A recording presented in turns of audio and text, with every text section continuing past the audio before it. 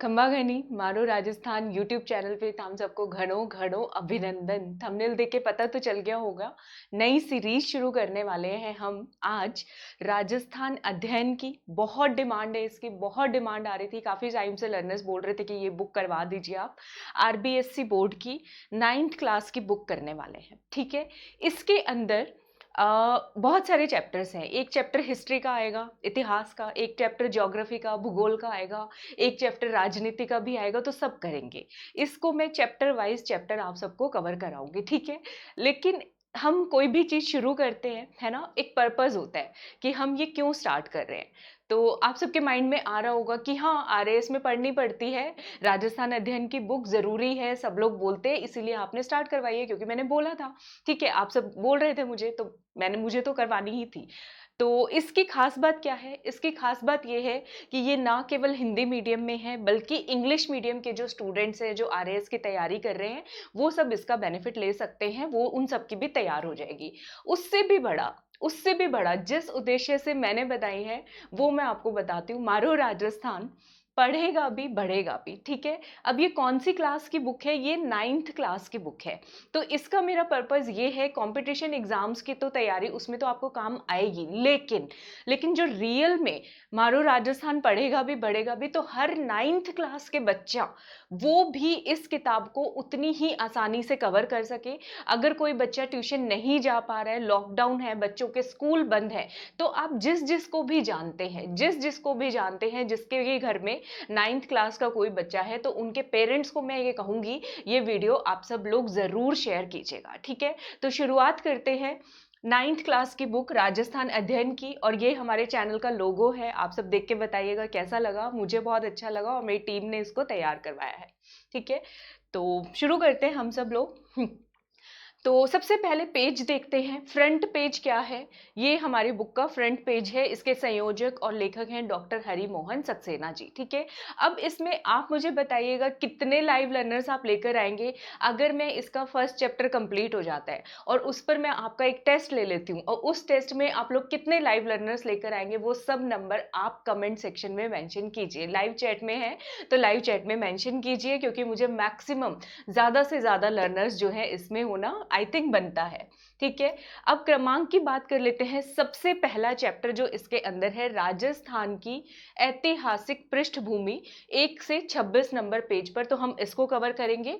उसके बाद है भौतिक पर्यावरण, उसके बाद कला और संस्कृति, अर्थव्यवस्था, लोक प्रशासन और जल संरक्षण आज की आवश्यकता, ठीक है। तो चैप्टर वाइज चैप्टर मैं आपको कवर कराऊंगी, और ये ऐसा कवर हो जाएगा कि इसके बाद आपको इस बुक में और ज्यादा कुछ करने की जरूरत नहीं पड़ेगी। चीजें आपको याद होंगी, आपके माइंड में छप जाएंगी, इमेज पूरी की पूरी, ठीक है।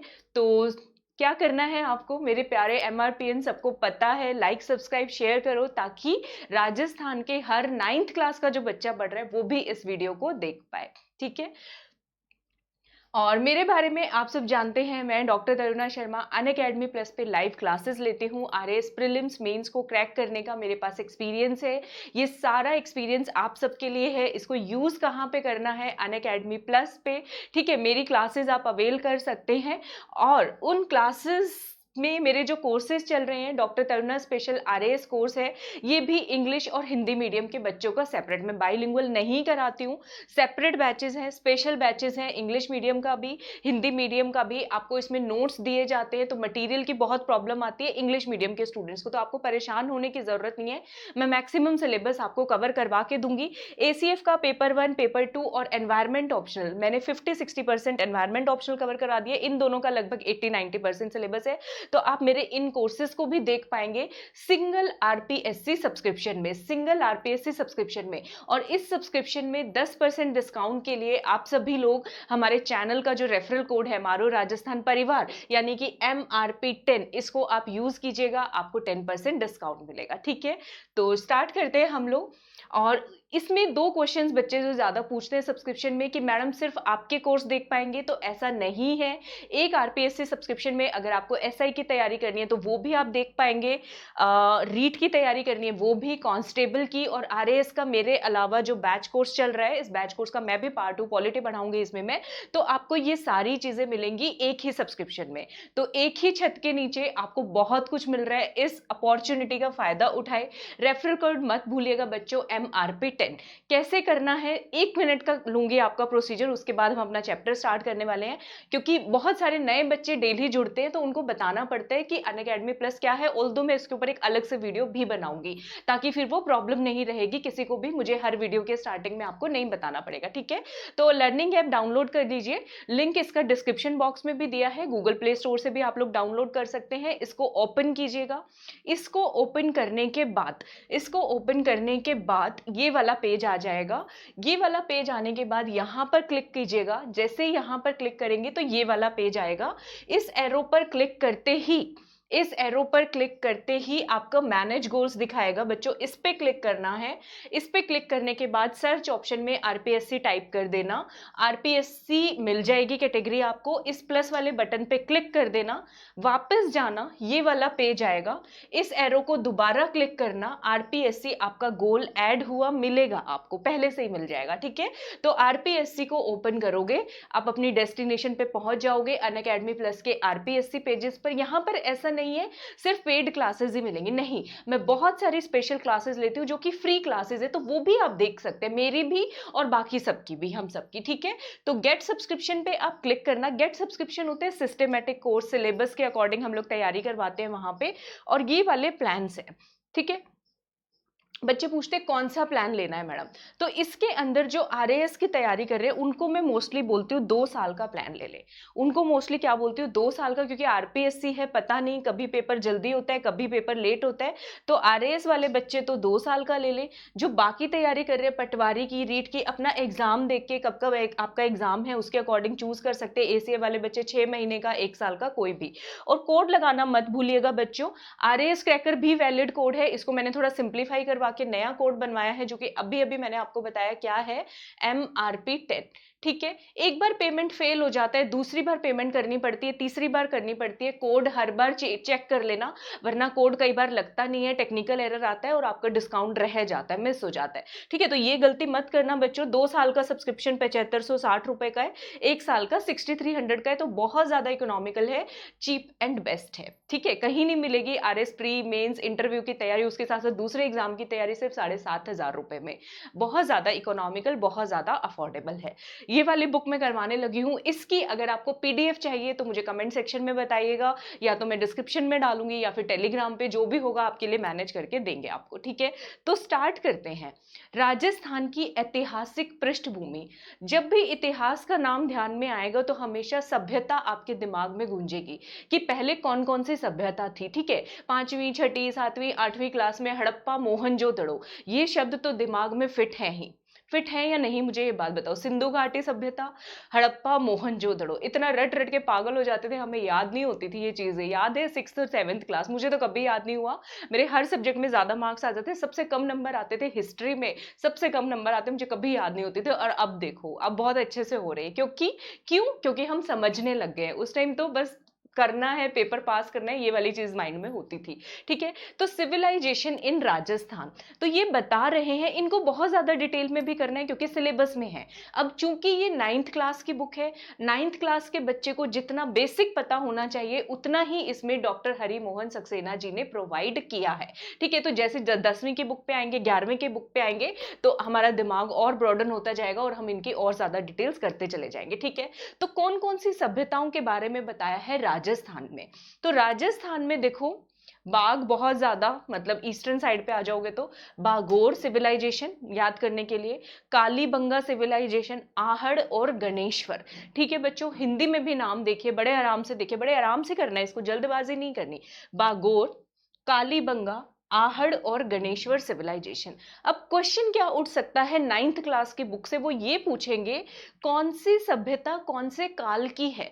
तो ये चीजें दी होती है राजस्थान अध्ययन में जो हमें आरएएस में काम आएगी, और जो 9th क्लास के बच्चे हैं उनसे भी क्वेश्चन पूछा जा सकता है। यहाँ पे इन्होंने हर युग को अलग अलग बता दिया है कि ये सभ्यता इस युग को दर्शाती है, ये सभ्यता इस युग को दर्शाती है। तो कौन से युग को दर्शाती है जरा देखते हैं।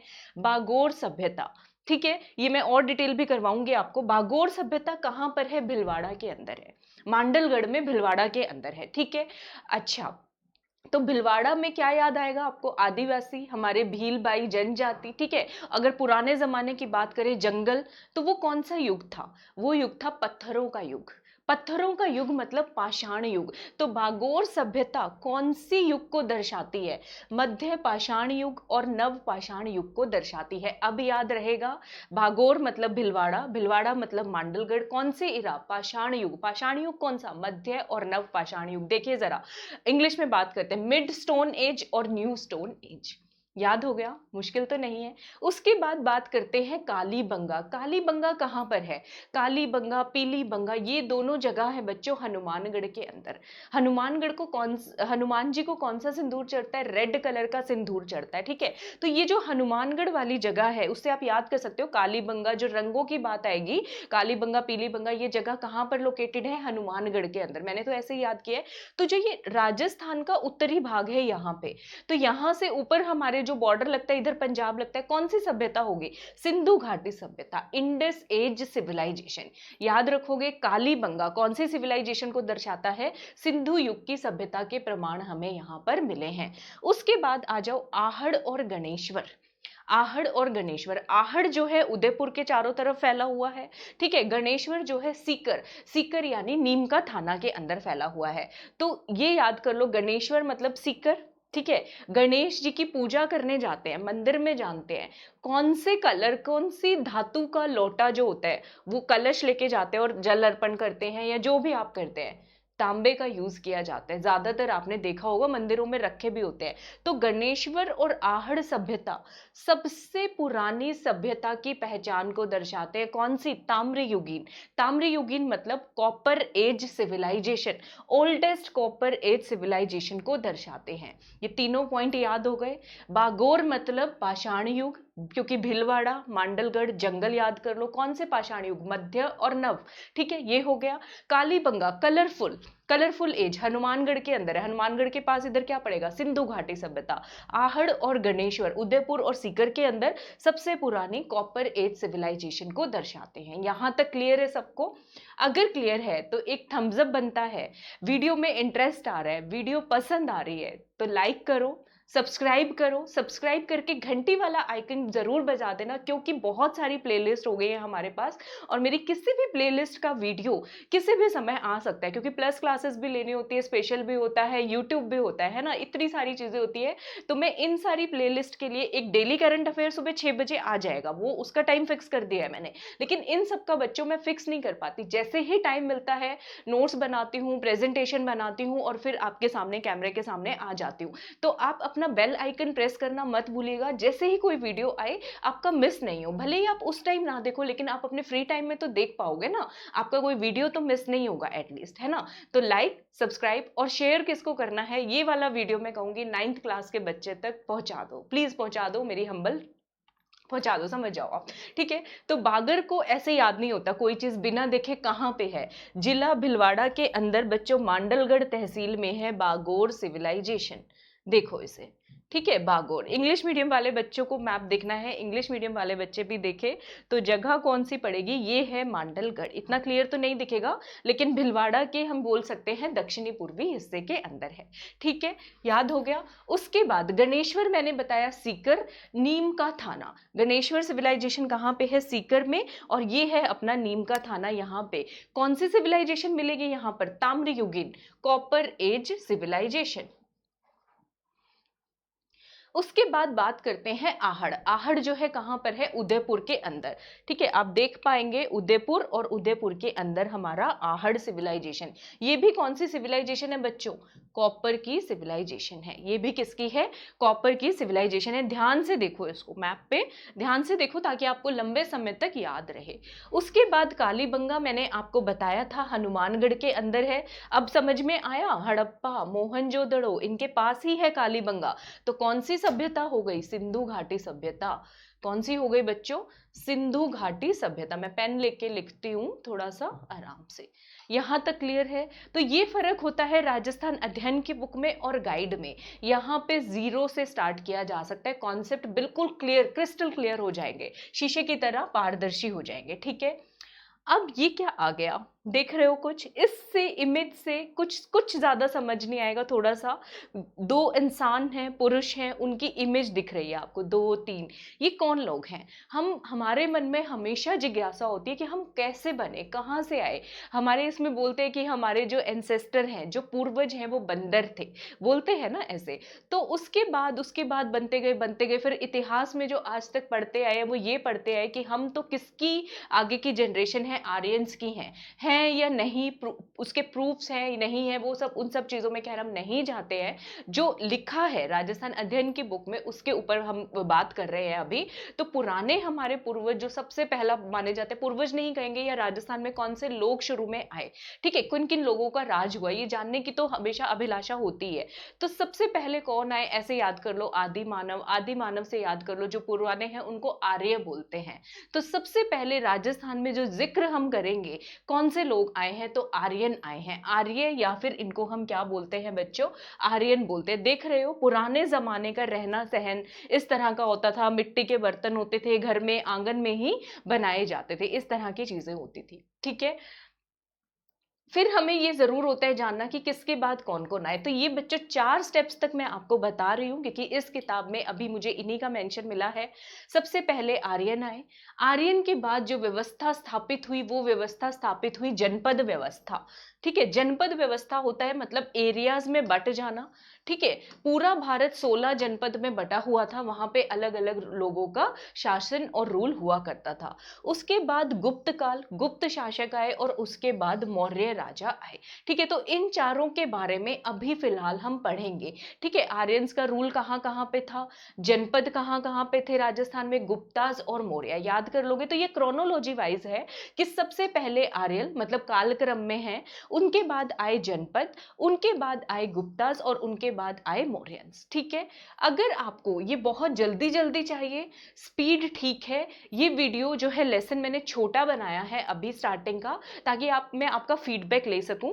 आप बहुत जल्दी जल्दी 1 घंटे में एक चैप्टर खत्म करना चाहते हैं, या एक चैप्टर को आराम से तसल्ली से खत्म करना चाहते हैं, जैसे आपकी मर्जी हो, जनता जनार्दन है, जैसे आप कहेंगे मैं वैसा ही कर दूंगी। तो कमेंट सेक्शन में इसका फीडबैक देके जाना मत भूलिएगा। ठीक है, इस वीडियो का फीडबैक देके जाना मत भूलिएगा, और ज्यादा से ज्यादा स्टूडेंट्स जुड़ सके हमारे साथ, इसीलिए इसको लाइक सब्सक्राइब शेयर भी कीजिएगा। शुरू करते हैं।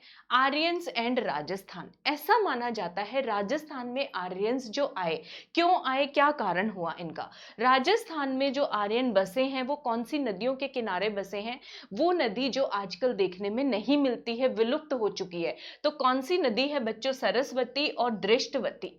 ठीक है, दृष्ट द्वेती भी बोलते हैं इसको, और सरस्वती नदी के किनारे जो है आर्यंस ने दूसरी जगह से आके, बाहर से आके इन्होंने हमारे यहाँ पर आश्रय लिया था।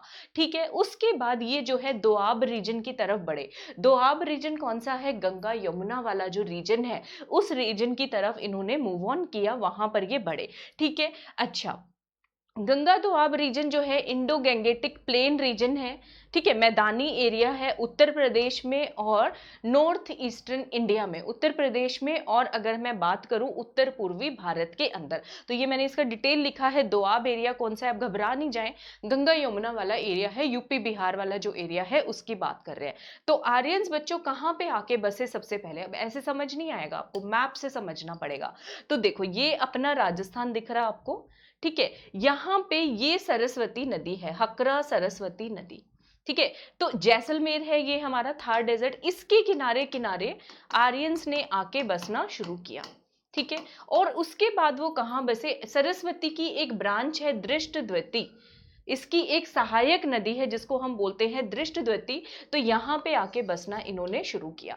याद कर लोगे, यहाँ देखो कुरुक्षेत्र और ये आगे, ये सरस्वती नदी हरियाणा राजस्थान से होती हुई आ रही है, ये अपना राजस्थान, और दृष्टद्वती, ठीक है। तो इसके किनारे वो आके बसे हैं, यहाँ पे और क्लियर दिख जाएगा, ये सरस्वती है और ये सरस्वती की ब्रांच है दृष्टद्वती। मैंने इसलिए बताया, आपका एक एक वर्ड भी मिस नहीं होना चाहिए इस बुक का, ठीक है, समझ गए। तो आर्यंस पूछेंगे, अगर किताब में कोई भी क्वेश्चन आ जाए राजस्थान में आर्यंस कौन सी नदी के किनारे बसे, तो जवाब क्या होगा, सरस्वती और दृष्टद्वती, ठीक है, इन नदी के किनारे आकर बसे। उसके बाद वो आगे मूव ऑन कर गए गंगा दोआब रीजन की तरफ। तो ये सारा एरिया बच्चों जो भारत का है, ये सारा दोआब रीजन है, दिल्ली हो गया, ठीक है, ये सारा राजपूताना हमारा हो गया, और इसके ऊपर वाला इधर जाओगे तो यूपी आ जाएगा, तो ये सारा दोआब वाला क्षेत्र है, ठीक है, क्लियर है। अब जब वो, क्योंकि शुरू के लोग थे उस टाइम के, तो ज्ञान की जरूरत तो हर किसी को होती है, आर्यंस को भी ज्ञान हुआ।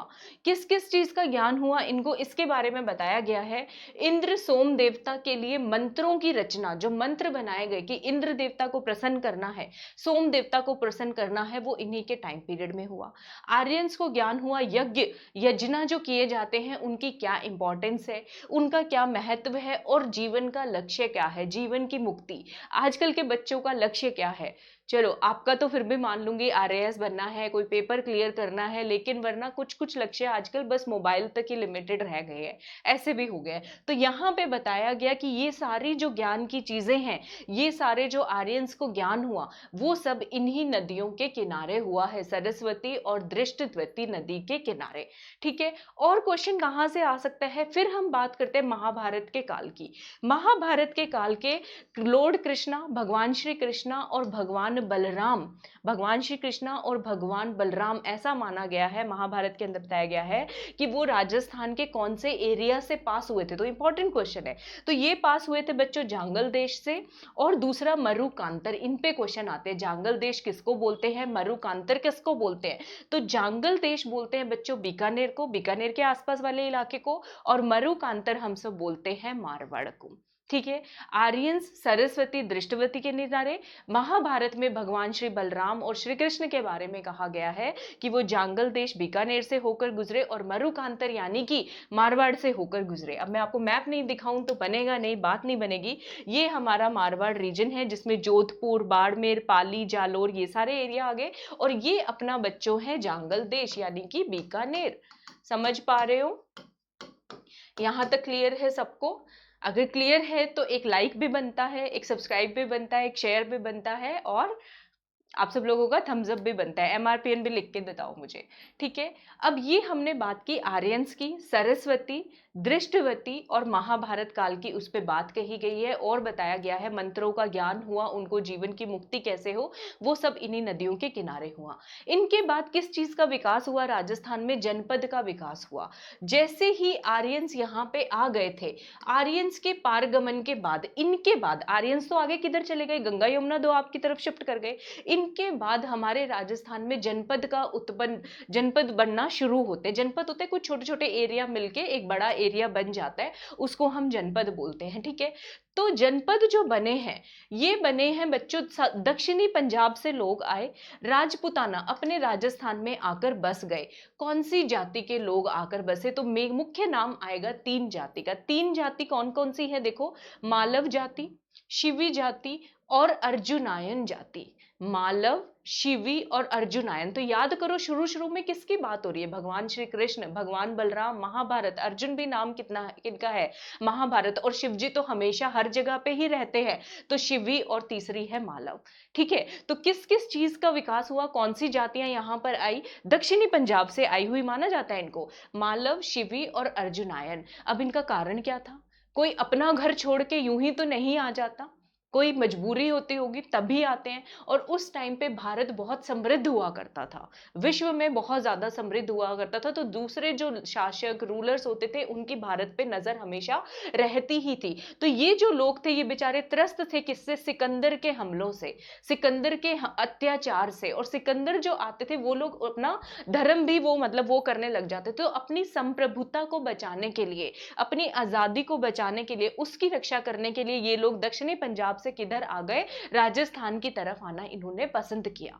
ठीक है, तो किस तरफ आए? राजस्थान की तरफ आना पसंद किया। क्योंकि ऐसा बोला जाता है जब बहुत ज्यादा ताकतवर आदमी खड़ा हो, ये आपसे ब्यूरोक्रेसी में भी बोलेंगे कि भीड़ इकट्ठी हो गई है जनता की बहुत ज्यादा, तो उसमें पूछा जाता है जो आरएएस ऑफिसर है, अगर जनता गुस्से में आके पत्थर वत्थर मार रही है तो आप वहां से बच के निकल जाओगे। तो उसका इंटरव्यू में जवाब दिया जाता है, सर मैं 2 कदम आगे बढ़ने के लिए 1 कदम पीछे बढ़ना उचित था उस समय। आप पत्थर खा के तो नहीं बैठ सकते, जनता के क्रोध को शांत किया जाएगा।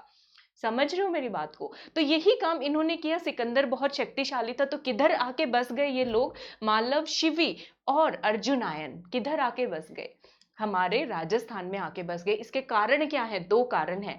पहला कारण है सिकंदर के अटैक से त्रस्त थे, बुरी तरह से परेशान थे। और दूसरा कारण है अपनी संप्रभुता, अपनी सॉवरेनिटी को बचाने के लिए, जिस तरह से महाराणा प्रताप ने हमेशा बचाई, कभी भी अकबर की स्वाधीनता को स्वीकार नहीं किया, नहीं किया। समझ रहे हो? ठीक है। और फिर ये राजस्थान में आके बस गए, जैसी इनको सुविधा मिली, जैसी इनको फैसिलिटीज मिली उसके अकॉर्डिंग। उम्मीद कर रही हूँ सीरीज आपको पसंद आ रही होगी। अगर बहुत जल्दी जल्दी कवर कराना चाहते हैं मैं वो भी कर सकती हूँ, मेरे को दोनों स्पीड्स आती है, तो आप मुझे बता देना, अपना फीडबैक दे देना बच्चों। ठीक है, अब क्वेश्चन आएंगे मेन जनपद कौन कौन से उभरे राजस्थान में। तो देखो जनपद में उभरे, एक तो पूर्वी राजस्थान में, दक्षिणी राजस्थान में ज्यादा जनपदों का विकास हुआ। कौन कौन से? भरतपुर के अंदर विकास हुआ है मत्स्य जनपद और राजन्य जनपद का। भरतपुर तो वैसे भी पता है मत्स्य संघ में आता है, अरवल, भरतपुर, धौलपुर, करौली याद रहेगा आपको। दूसरा राजन्य, ठीक है, राजन्य। नगरी जो है वो शिवी जनपद के अंदर आती है। नगरी किसको बोलते हैं अभी मैं बताऊंगी, चित्तौड़गढ़ के पास पड़ती है। ठीक है। और तीसरा अलवर। अलवर में कौन से जनपद का विकास हुआ है बच्चों? शाल्व जनपद का विकास हुआ है। तो अलवर में ल और व आएगा और शाल्व में भी ल और व आएगा। तो आपको कभी बच्चों पेपर में कंफ्यूजन नहीं होगा, मेरे हिसाब से तो नहीं होगा। भरतपुर में मत्स्य राजन्य, नगरी में शिवी और अलवर के अंदर शाल्व जनपद। क्लियर है सबको? अच्छा, अब टाइमलाइन की बात करते हैं, कौन से समय में ये सारी चीजें हो रही है। 300 ईस्वी पूर्व यानी कि 300 बीसी, बिफोर क्राइस्ट इरा, मतलब ये जो कैलेंडर बनाया गया है ये जीसस जो हुए थे उनके हिसाब से। तो जीसस से पहले का जो टाइम है उसको बिफोर क्राइस्ट या ईसा पूर्व बोलते हैं, ईसा से पहले के जो टाइम है। और उसके बाद 300 एडी, आफ्टर डोमिनी, ऐसा कुछ नाम है इसका शायद से, एडियो डोमिनी, पता नहीं, मुझे ध्यान नहीं आ रहा एग्जैक्टली तो, लेकिन ये ईसवी बोलते हैं। ईसा के बाद के टाइम पीरियड को हम लोग एडी लिखते हैं और उनसे पहले के टाइम पीरियड को हम लोग बीसी, बिफोर क्राइस्ट इरा लिखते हैं। ठीक है।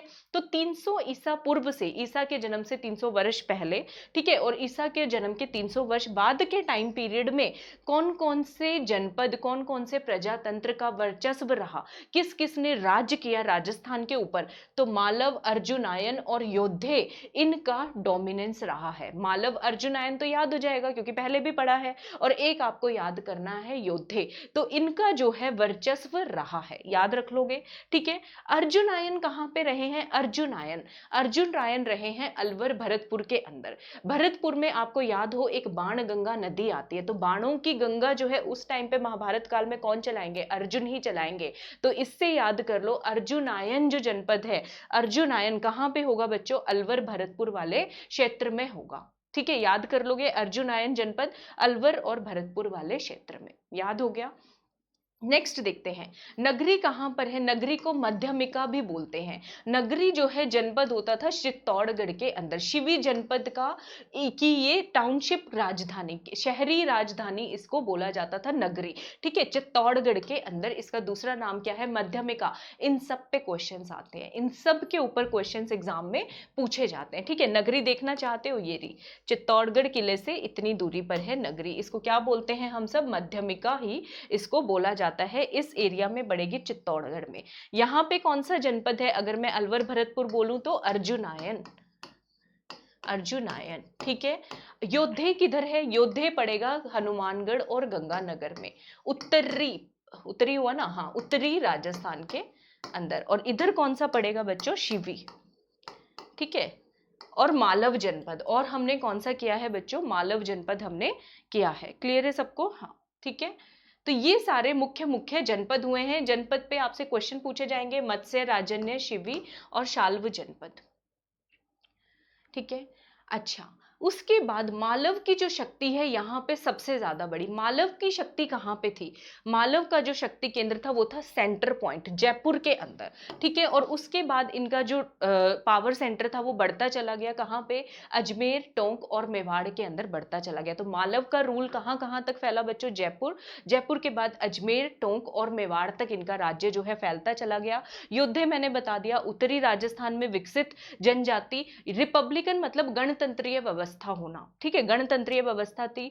रुद्र दमन लेख में बताया गया है, ये क्वेश्चंस आते हैं एग्जाम में। रुद्र दमन लेख में बताया गया है कि योद्धे जो थे उन्होंने उत्तरी राजस्थान, गंगानगर, हनुमानगढ़ वाले इलाके में कुषाणों की जो शक्ति, कुषाणों का जो शासक था उस एरिया में, उसको विध्वस्त कर दिया था, उनको कम कर हरा के वहां पर अपना राज्य स्थापित किया था। तो क्वेश्चन पूछ लेंगे कि रुद्र दमन के अंदर कौन से जनपद की बात हो रही है, किसकी बात हो रही है? तो योद्धे की बात हो रही है। रुद्र दमन, कुषाणों का दमन करके अपना राज्य स्थापित किया। मालव कहां पे थे बच्चों? जयपुर में, अजमेर, टोंक और मेवाड़ के अंदर। याद हो जाएंगे सबके आपको। ठीक है, इनका मालव का एक बार देख लो। मालव थे जयपुर, अजमेर, टोंक। तो ये इलाका बच्चों किसका है? मालव का है। अगर आपको इन राइटिंग्स के साथ ये पीडीएफ चाहिए तो मुझे बता देना, मैं ये पीडीएफ ये रिटेन करके आपको दे दूंगी। ठीक है, ऐसे ये हो गया। उसके बाद थोड़ा और आगे आने वाले टाइम पीरियड की बात करते हैं। सेकेंड बीसी से लेकर, बिफोर क्राइस्ट ईरा से लेकर 3rd सेंचुरी एडी तक, यानी कि दूसरी ईसा पूर्व से लेकर तीसरी सदी ईसवी तक के टाइम पीरियड में क्या था? देखो बच्चों, इससे पहले राजस्थान के मध्य भागों में बौद्ध धर्म की जो है व्यापकता बहुत ज्यादा थी, बहुत फैला हुआ था। लेकिन जैसे जैसे टाइम आगे बढ़ता गया, ये दूसरी ईसा पूर्व से तीसरी सदी तक आते रहे हम, तो योद्धे और मालव का राज हुआ, योद्धे और मालव जनपद का, ये तो अभी हमने पढ़ा है। इनके आने से इन्होंने किसको, कौन से धर्म को ज्यादा संरक्षण दिया? इन्होंने संरक्षण दिया ब्राह्मण धर्म को। ठीक है, किसको संरक्षण दिया बच्चों? ब्राह्मण धर्म को दिया। तो धीरे धीरे राजस्थान से बौद्ध धर्म क्या है, वो गायब होने लगा, एलिमिनेट होने लगा। तो याद रखोगे, 2nd सेंचुरी बीसी से लेकर 3rd सेंचुरी एडी तक बौद्ध धर्म जो है पहले था काफी अच्छा, लेकिन योद्धे और मालव के आने के बाद इसका ह्रास होने लगा, थोड़ा थोड़ा कम होता गया। ठीक है, तो ये रिलीजियस पॉइंट ऑफ व्यू से क्वेश्चन पता चल गया।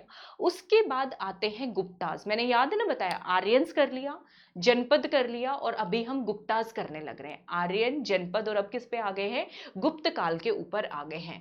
गुप्त काल ने जो जनपद की व्यवस्था स्थापित हुई थी, जनपद मतलब सबने अपने अपने इलाके बांट लिए, सारे जनपद ने जिसका जो राज हुआ वहां पे करते चले गए।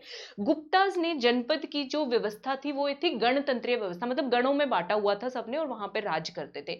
उसको पूरी तरह तो खत्म नहीं किया इन्होंने, लेकिन उसको अपने ऊपर डिपेंडेंट जरूर बना दिया, मतलब पैसे के लिए, खर्चे के लिए, इन सारी चीजों के लिए अपने ऊपर डिपेंडेंट बना दिया। आधा डिपेंड उन्होंने फिर भी अपने ऊपर रखा, लेकिन उसको खत्म नहीं किया गणतंत्रीय व्यवस्था को। ठीक है, लेकिन फिर क्या होता है, गुप्ताज ने फिर भी चलो इनको लागू रखा जनपदीय व्यवस्था को, लेकिन फिर अटैक होता है राजस्थान पे, हमारी साइड पे हूण का अटैक होता है। ठीक है, हूण का जब अटैक होता है तो 6ठी सेंचुरी के स्टार्टिंग में, 6th सेंचुरी के स्टार्टिंग में, 6ठी शताब्दी तक आते आते बच्चों जनपद की प्रणाली जो है वो राजस्थान से समाप्त हो जाती है। तो क्वेश्चन आ सकता है, जनपद प्रणाली जो समाप्त हुई वो किसके कार्यकाल में हुई या किसके आने से हुई? तो गुप्तक युग में हुई, गुप्ता कार्यकाल में हुई। दूसरा क्वेश्चन आएगा, किसके आने के बाद हुई? हूणों के हमले को ये जनपद सहन नहीं कर पाए, तो हूणों के हमले से हुई। तो इस तरह से जनपद जो है 6ठी सेंचुरी तक आते आते समाप्त हो जाते हैं। गुप्त काल के बाद किसका राज्य आएगा? मौर्य काल। अब हम बात करेंगे मौर्य काल की। ठीक है, मौर्य काल और राजस्थान। अब इन्होंने इसमें क्या बताया है, मौर्य जो शासन था वो राजस्थान में था, उसके प्रूफ कैसे मिलते हैं, हम प्रूफ पूछ सकते हैं ना भाई मौर्य थे आपको कैसे पता है, तो हमें पता चलता है शिलालेख से। कौन से शिलालेख से, अशोका का, महाराजा जो अशोका थे उनका एक शिलालेख मिलता है, बैराट शिलालेख।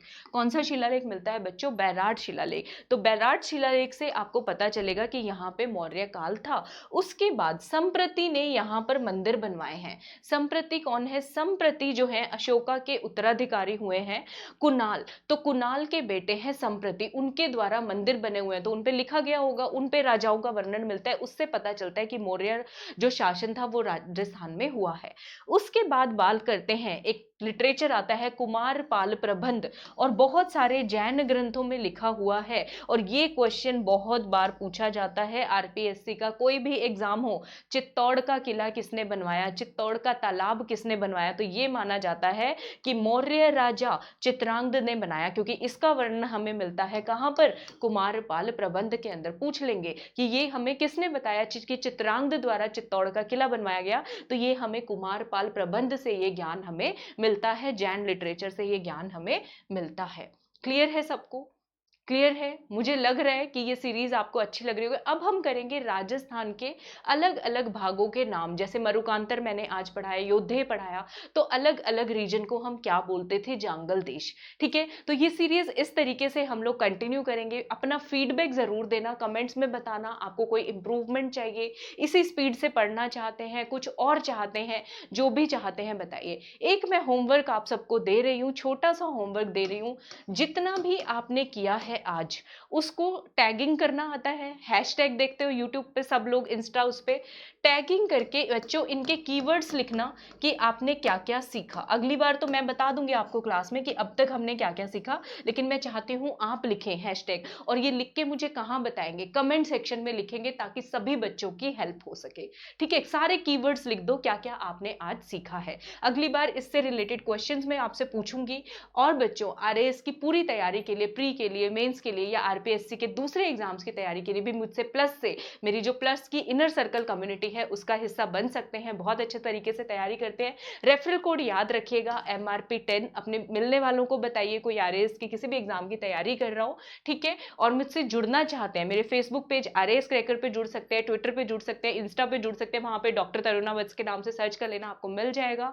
मेरा कॉन्टेक्ट नंबर चाहिए, ये बच्चों मेरा नंबर है, कोई आपको जानकारी पूछनी हो, कुछ भी आप पूछना चाहते हैं प्लस के रिगार्डिंग या वैसे भी, तो आप मुझसे पूछ सकते हैं। और अगर आपको मेहनत पसंद आ रही है, इसको बनाने में मैंने काफ़ी टाइम लगाया है, मुझे लग रहा है कि आपको अंदाजा हो गया होगा कितनी मेहनत लगी है, तो यही कहूंगी, लाइक सब्सक्राइब शेयर करना मत भूलिएगा, लाइक सब्सक्राइब शेयर कीजिए ताकि अगली जो भी वीडियोस आए आपको पता रहे। बेल आइकन जरूर प्रेस कर देना बच्चों, क्योंकि इन सभी सीरीज का कोई फिक्स टाइम नहीं है, जैसे मुझे टाइम मिलता है वैसे मैं वीडियो बना के रिकॉर्ड कर देती हूँ और अपलोड कर देती हूँ। तो आई होप आप इस बात को समझेंगे और सब्सक्राइब करेंगे ताकि आपका कोई वीडियो मिस ना हो, और इसको शेयर करें अगर आपको पसंद आ रही है। ठीक है, तो अगली वीडियो में मिलती हूँ, तब तक आप सबको मेरी घनी घनी Ram Ram. Thank you everyone. Thank you.